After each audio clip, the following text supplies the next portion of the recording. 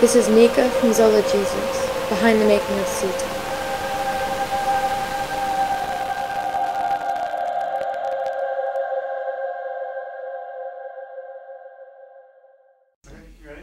Just do it slow and work your way up. For this video, I had 500,000 volts of electricity running through my body. It felt raw.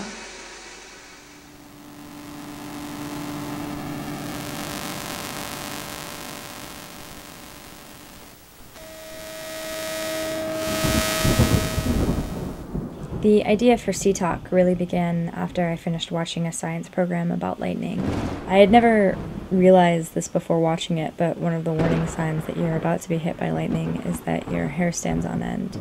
And to me, the imagery of that was very striking, and the idea was also incredibly unsettling. So it ended up forming the backbone of the entire video.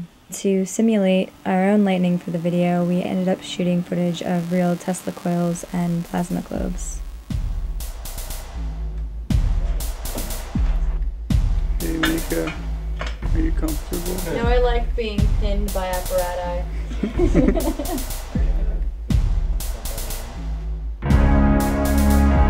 Another concept that was developed early on was the idea of incorporating sleepwalking into the video.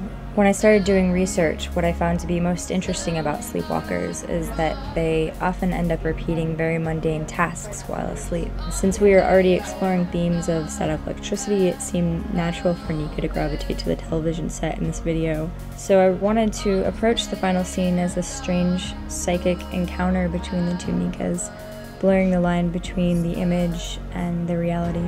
We're having these experiences when we're completely unconscious, barely remembering them when we wake up.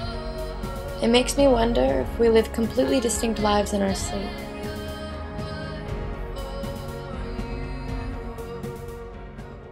There are two different types of manipulations that we did to the footage in C-Talk, and both of them are analog. The first technique we did was to loop digital footage through an old tube television, where you have control over the vertical and horizontal alignment of the image.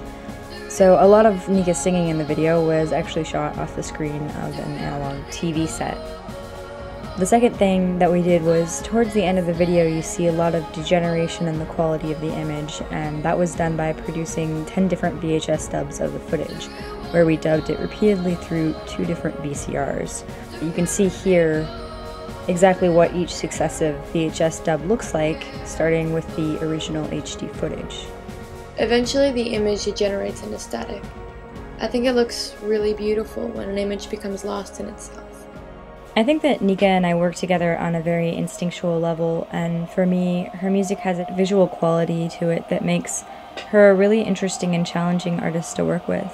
And we had an incredible crew behind us to help bring this project to life.